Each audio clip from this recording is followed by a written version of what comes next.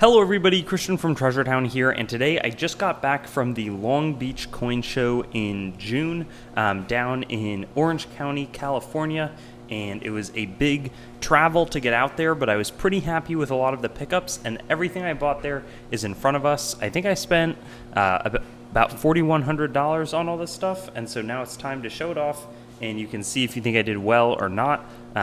Spoiler alert, I think I did super well on it, but there's a wide mix of interesting world coins, some new types, a lot of graded stuff. We got some Shipwreck and some raw stuff. So I'm just going to start probably with what's directly in front of us.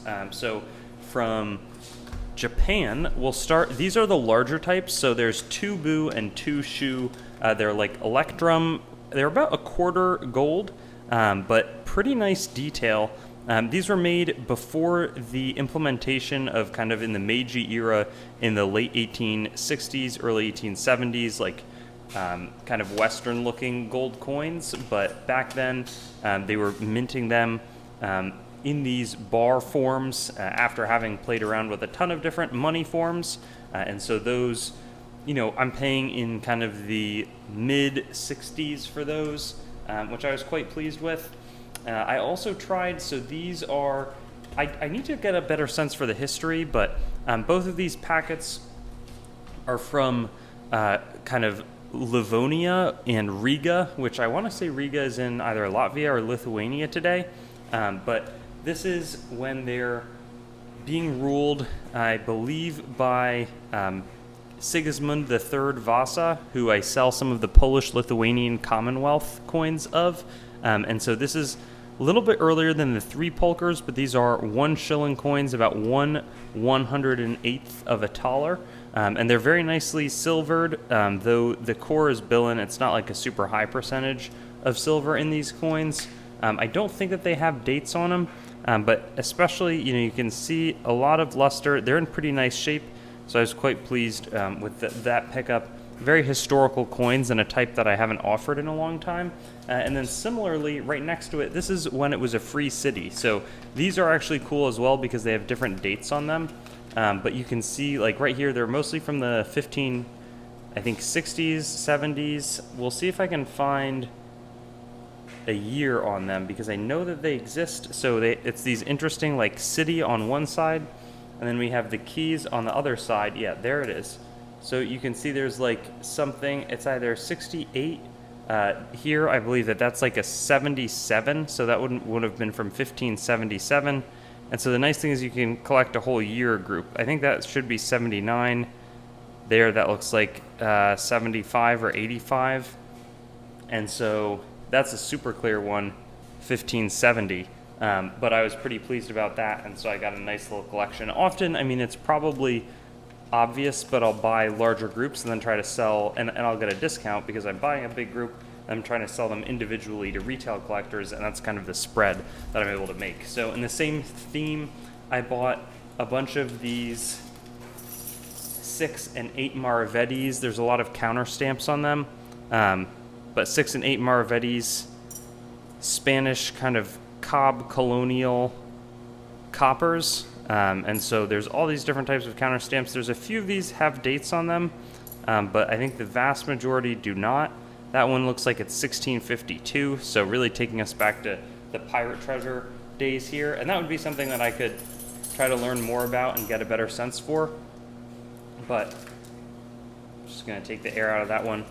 Thought that was pretty cool as well. Here we've got a British crown from 1819 of King George the third. I think it's 1819. 1819, almost positive. And this one is, I've sold some of the Mahmudis, but I got an Akbar the Great. It's a single rupee, much thicker coin, but it has really nice artistry, so I thought it especially stood out. And then after that, these, so, and also, it's sometimes I have like grab bags. These I remember what they are, but I'm going to keep these in order because I've already like put them into my internal document. But we start out with some fantastic Condor tokens here. And so these are like these political coins, but often these are like standing in for some of the small change that would have been in shortage in Britain as well as the United States. In the States, we really had a shortage as well. Here, but they're from Middlesex. Different provinces would issue them, National Series. I think those might be some reference numbers up top. I wasn't able to match them. Nice portrait of a princess of Wales there. And sometimes, those look like they have the same reverse, but sometimes they're different as well. J.H. Took Esquire. I think, I had 2 of those acquitted tokens, a Thomas Hardy. And then there was also interesting, so this one, not only is it a railroad rim, but I think a few of these, and I'm forgetting which ones were like a mule, where the reverse, this one's pretty interesting, Sir Isaac Newton, should not have been paired with it. That's 1793. I think any of the ones that say no date on them. Here's a George Prince of Wales. That really reminds me of the 2-cent piece from many, many years later. There is a similar looking one. And then here, we've got a National Series. This is the mule type. So I see London and Middlesex halfpenny. And so that one, I think there's one other one. But we've got a few nice silver crowns right there of Bermuda. Then we have some Spain. Apparently might be an overdate there. Spanish Philippines, 50 centavos de peso. A Madrid coin right there. There's 2 of them incoming.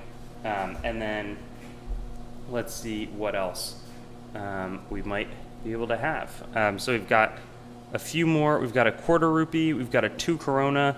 And I think I had it earlier, 1859, 1 florin from Austria. 1930 Balboa. We had a British India rupee from 1840.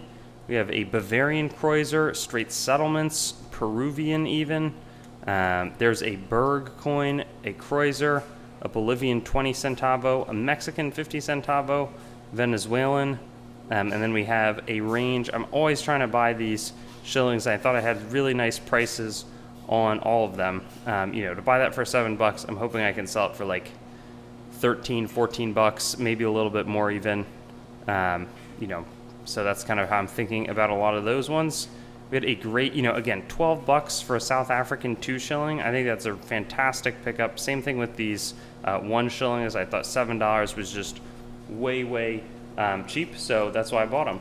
And then we've got Australian florins, some different commemorative types, and then a few from Papua New Guinea, 92.5% silver. So thought that was a really solid kind of sterling level that I wanted to buy at.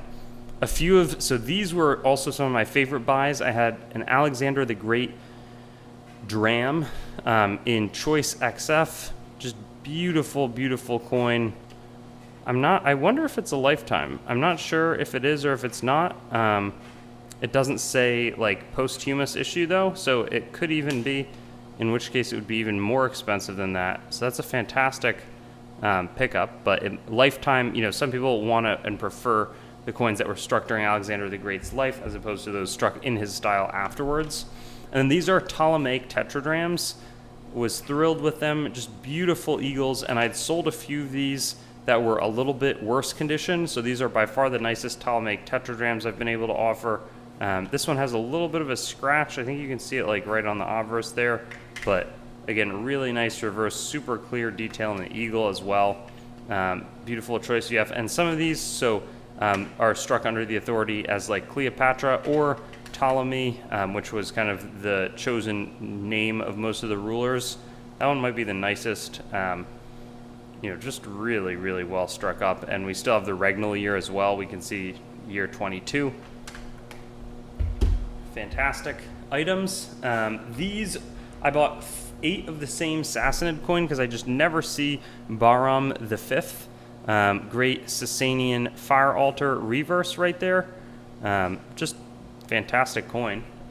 So we have 8 of them, but I don't know where I'd get more of them. It was a dealer that generally does not specialize in that kind of material, so I was pleased that I caught him, and I purchased every one of them that he had.